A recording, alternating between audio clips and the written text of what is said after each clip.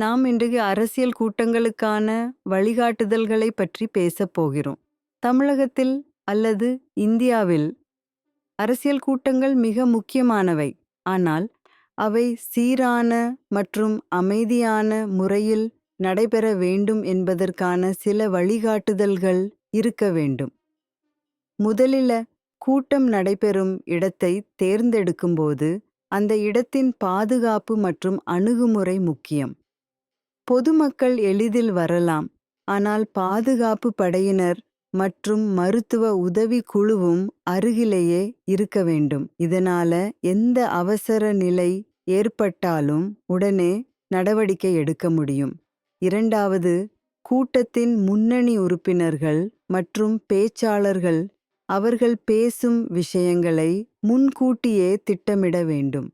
அவர்கள் பேசும் வார்த்தைகள் மக்கள் மனதில் குழப்பத்தை ஏற்படுத்தாமல் இருக்க வேண்டும்.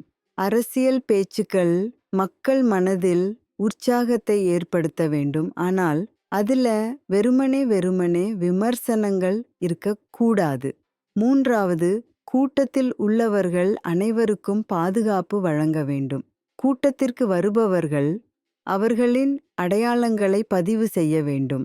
இதனால எந்தவிதமான குழப்பம் அல்லது அசௌகரியங்கள் ஏற்பட்டால் அவர்களை அடையாளம் காணலாம்.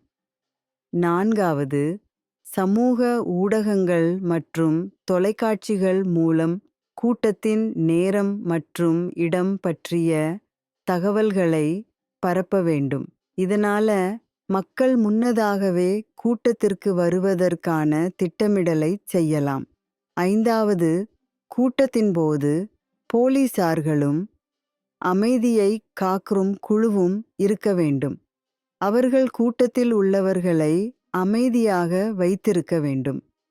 இவை அனைத்தும் ஒரு அமைதியான மற்றும் சீரான கூட்டத்தை உறுதி செய்யும் வழிமுறைகள். இந்த வழிகாட்டுதல்கள் அரசியல் கூட்டங்கள் அமைதியாக நடைபெற உதவுகின்றன. அதனால நாம் அனைவரும் இணைந்து இந்த வழிகாட்டுதல்களை பின்பற்றினால் நமது அரசியல் கூட்டங்கள் அமைதியான மற்றும் பயனுள்ளதாக இருக்கும்.